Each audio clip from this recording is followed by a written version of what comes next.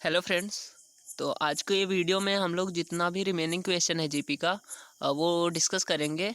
उसके बाद इस एक्सरसाइज का सारा क्वेश्चन कंप्लीट हो जाएगा। फिर हम लोग नेक्स्ट देखेंगे, नेक्स्ट एक्सरसाइज और नेक्स्ट चैप्टर। तो क्वेश्चन नंबर 29 से स्टार्ट करते हैं। क्वेश्चन नंबर 29 में क्या है? क्वेश्चन नंबर 29 है if A and G be A M and G M. ठीक है, ए और जी ए एम और जी एम है रिस्पेक्टिवली।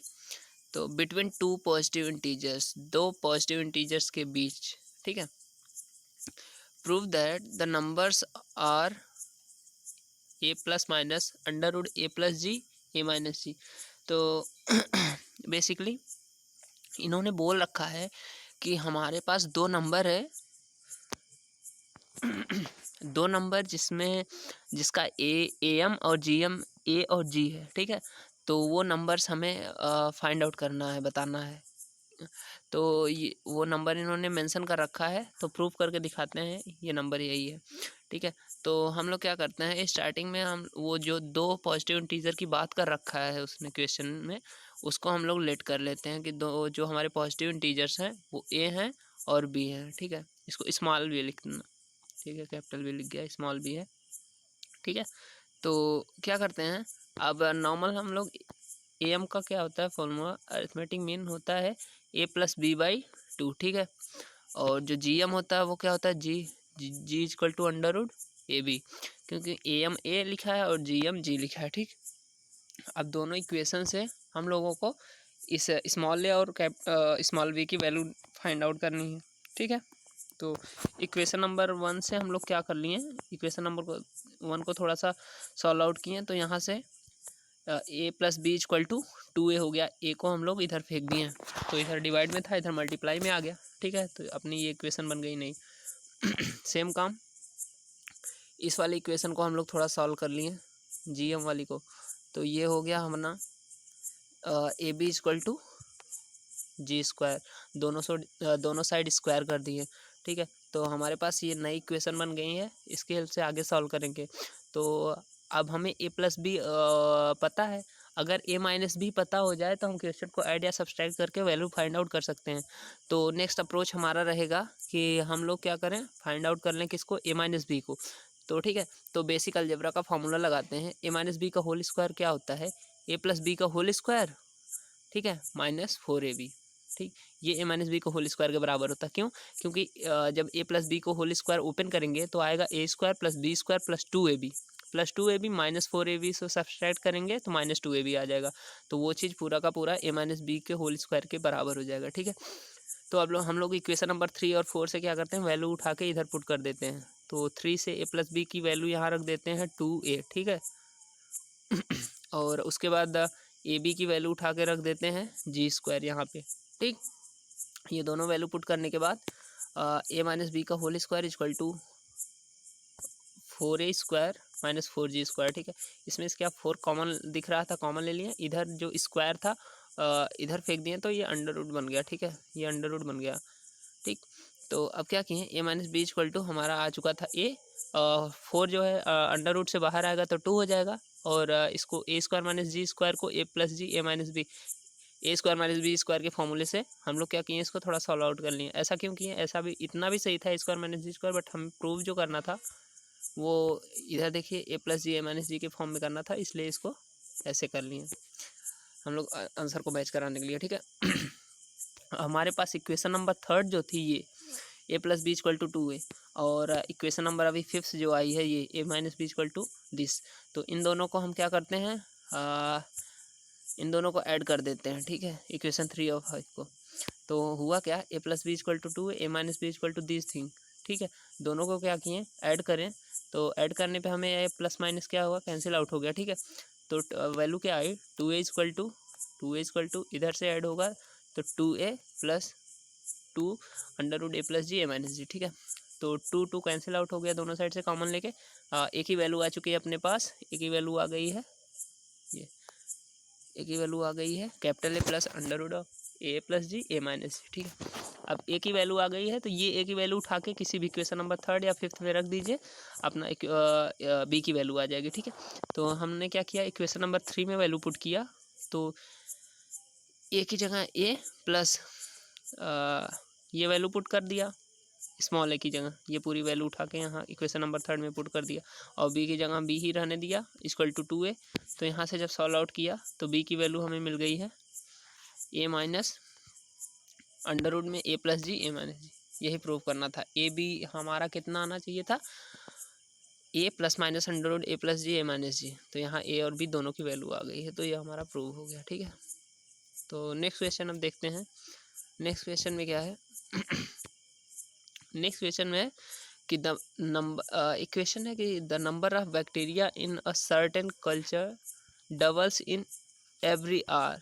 ठीक है, तो क्या हो रहा है कि जो बैक्टीरिया हैं किसी कल्चर में वो क्या है कि हर एक घंटे में उनका जो नंबर्स है वो डबल हो जा रहा है। ठीक है, तो क्या आगे कंडीशन क्या है, if there were 30 bacteria present in culture originally, मतलब ओरिजिनली कह सकते हैं आप लोग स्टार्टिंग में ही जो 30 बैक्टीरिया प्रेजेंट थी।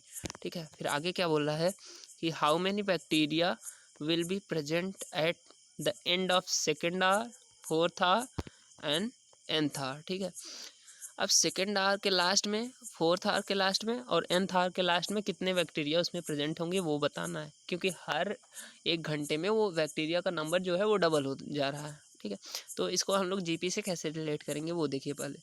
तो ये जो स्टार्टिंग में ओरिजिनली जो ये वैल्यू दी रखी है 30 बैक्टीरिया जो है स्टार्टिंग में है, तो वो चीज़ हम लोग उसको एक ही वैल्यू लिख सकते हैं। मतलब क्या कि क्योंकि वो स्टार्टिंग वैल्यू वही है, तो इसको ए से डिनोट कर दीजिए। ठीक है, तो फर्स्ट वैल्यू हमें मिल चुकी है। ठीक है, फर्स्ट टर्म। अब बात आई कॉमन रेशियो की। कॉमन रेशियो कैसे निकालेंगे, अब कॉमन रेशियो यहाँ से देखिए कि हर एक घंटे में डबल हो जा रहा है। ठीक है, मतलब पहले आवर्स के एंड में 30 था तो दूसरे आवर्स के एंड में 60 हो चुका है। ठीक है, तो वो क्या हो रहा है, डबल हो रहा है। तो कॉमन रेशियो क्या कर सकते हैं कि जब हर टर्म पिछले टर्म से 2 टाइम्स हो रहा है, इसका मतलब कॉमन रेशियो 2 है, क्योंकि हम लोग क्या करते हैं पिछले टर्म में अगर कॉमन रेशियो से मल्टीप्लाई करते हैं तो अगला टर्म आ जाता है। ठीक है, तो क्या किए अब देखिए यहाँ पे थोड़ा सा ध्यान से देखिएगा। उन्होंने बोला है कि eight the end of second our. ठीक है, तो कहने का मतलब फर्स्ट आवर हुआ, सेकेंड आवर हुआ, जब eight the end of third second hour, मतलब सेकेंड आवर का एंड कहाँ होगा, जहाँ पे थर्ड आवर स्टार्ट होगा। ठीक है, कहने का मतलब इनको हमें निकाल के देना है ए थर्ड की वैल्यू। ठीक है, ए थर्ड की वैल्यू। अब ए थर्ड की वैल्यू क्यों निकाल के देना है, क्योंकि इन्होंने बोला eight the end of second our, second hour के लास्ट में क्या होगा। ठीक है, मतलब बेसिकली हम लोग क्या करते हैं 3 आवर्स का निकालना पड़ेगा, क्योंकि उन्होंने बोला सेकेंड आवर के लास्ट में। ठीक है, तो eight the end of second hour के लिए A3 निकालना पड़ेगा, AR² जो कि होता है। ठीक, ए की वैल्यू 30, आर की वैल्यू 2 होल स्क्वायर, तो यहाँ से वैल्यू आ चुकी है 120। ठीक है, अब सेम काम फिर बोला इन्होंने at the end of fourth hour, मतलब हमें निकालना क्या, A5। ठीक है, तो A5 निकालेंगे, AR टू द पावर 4, ए की वैल्यू 30 और 2 आर की वैल्यू 2 की पावर 4 सॉल्व किए तो 480 आ गया।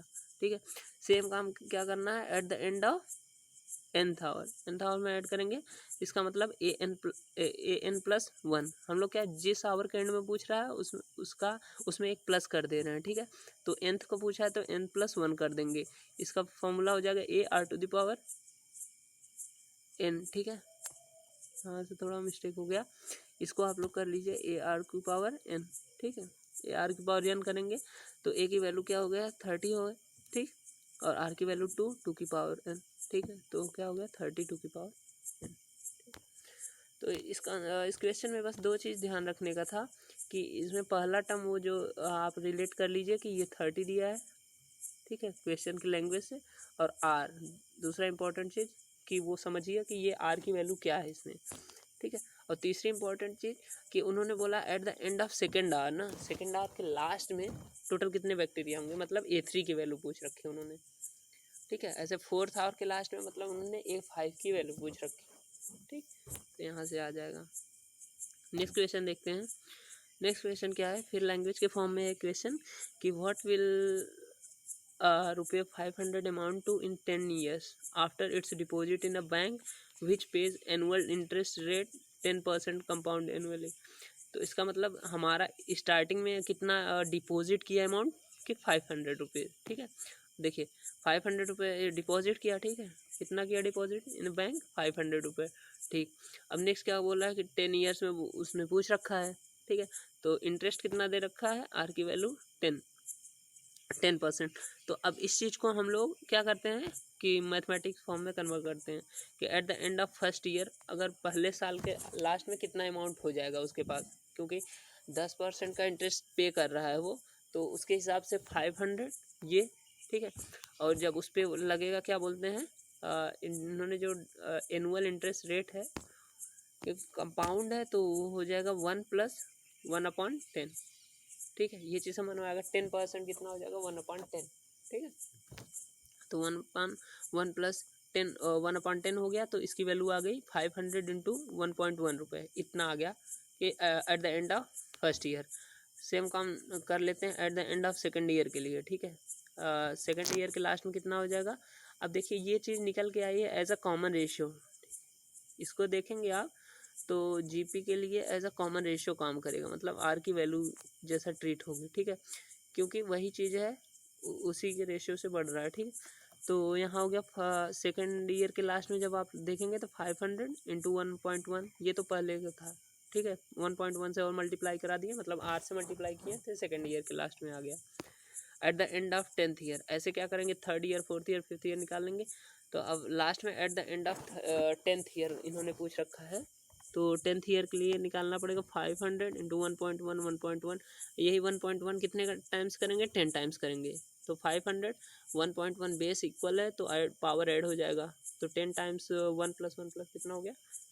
1 + 1 + 1 + 10 हो गया। तो ये आपका आंसर आ चुका है कि 10वें साल में अपना ये हो जाएगा 10th ईयर में, ठीक है। अब नेक्स्ट क्वेश्चन देखते हैं। नेक्स्ट क्वेश्चन क्या है? नेक्स्ट क्वेश्चन अच्छा क्वेश्चन है, ये मुझे अच्छा लगा क्वेश्चन, तो इसको देखते हैं हम लोग। बोला है कि इफ़ AM and GM of roots of quadratic equation, क्योंकि इसमें थोड़ा मैथ्स का दो कॉन्सेप्ट यूज हुए हैं, एक क्वाड्रेटिक इक्वेशन का और एक सीरीज का। तो इसमें AM और GM दिया है। AM and GM of roots of quadratic equation are 8 और 5, मतलब किसी क्वाड्रेटिक इक्वेशन है, उनके रूट जो है, उनका रूट का AM निकाला गया, क्योंकि क्वाड्रेटिक इक्वेशन 2 रूट आएंगे, ठीक। तो उनका जब AM निकाला गया उनके रूट का, तो 8 आया, ठीक है। 8 आया 8, और जब उनका GM निकाला गया तो 5 आया, ठीक है। तो respectively then obtain the quadratic equation, तो वो उसका क्वाड्रेटिक इक्वेशन क्या था जिससे रूट निकाला गया, उस क्वाड्रेटिक इक्वेशन को हम लोगों को फाइंड आउट करना है, ठीक है, क्वाड्रेटिक इक्वेशन को। तो चलिए अप्रोच क्या है कि फर्स्ट ऑफ ऑल हम लोग लेट कर लेते हैं कि वो जो रूट है क्वाड्रेटिक इक्वेशन के, वो अल्फ़ा और बीटा है, ठीक है। अब देखिए, अब जैसा क्वेश्चन बोल रहा है वैसे करते हैं क्वेश्चन के हिसाब से। क्वेश्चन बोल रहा है AM जो है वो 8 है, तो AM को हम लोग क्या लिख सकते हैं? AM अपना होता है A + B/2, अगर A और B रूट होते हैं। यहाँ रूट क्या है? अल्फ़ा और बीटा, तो अल्फ़ा + बीटा/2। तो इसको थोड़ा सॉल्व आउट कर लिए, 2 को उधर फेंकें, 8 के साथ मल्टीप्लाई होकर 16 हो गया। तो इक्वेशन बन चुकी है अल्फ़ा + बीटा = 16। अब सेकंड टर्म जो वहाँ पे बोल रखा है GM जो है अपना, वो GM की वैल्यू है 5 के बराबर, ठीक है। तो हम लोग GM को क्या किए? 5 के बराबर कर दिए, दोनों साइड स्क्वायर कर दिए, ठीक है।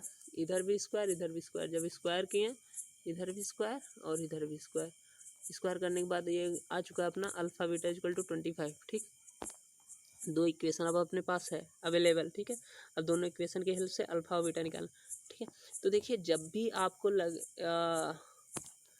लगे क्वाड्रेटिक इक्वेशन निकालना है, तो क्वाड्रेटिक इक्वेशन का बेसिक जो अपना वो होता है जनरल टर्म, ये ऐसे ही होता है x² - alpha + beta x + alpha beta = 0। देखिए अगर ये चीज़ डायरेक्ट याद है तो ठीक है, नहीं तो कोई दिक्कत नहीं है। अगर अल्फ़ा बीटा इसके रूट है तो x - अल्फ़ा × x - बीटा = 0 होगा ना, तो उसको सॉल्व करेंगे तो यही आएगा, ठीक है। कहने का मतलब x - अल्फ़ा और x - बीटा करेंगे, जैसे x - अल्फ़ा और x - बीटा करेंगे तो यही आएगा अपना, यही x² - alpha + beta + alpha beta = 0, ठीक है। तो हम लोग अल्फ़ा बीटा की वैल्यू ऊपर से उठा के और यहाँ पुट कर देते हैं। तो अल्फ़ा प्लस बीटा अपने पास कितना था, 16x था, ठीक है। अल्फ़ा प्लस बीटा 16x के बराबर था ये, और अल्फ़ा इंटू बीटा कितना था, 25। तो इस इक्वेशन में पुट किए तो अपना पूरा का पूरा क्या आ गया, क्वाड्रेटिक इक्वेशन बन चुकी थी कि x square minus 16x plus 25 equal to 0, ठीक है। तो आज के वीडियो में बस इतना ही था। और यहाँ से हमारा जो इसका था क्या बोलते हैं, जीपी का 9.3 एक्सरसाइज एनसीईआरटी का वो कंप्लीट हो चुका है। अब नेक्स्ट वीडियो में हम लोग मिलेंगे नेक्स्ट एक्सरसाइज या फिर नेक्स्ट चैप्टर के साथ, ठीक है। तब तक के लिए पढ़ते रहिए। धन्यवाद वीडियो देखने के लिए। Good night.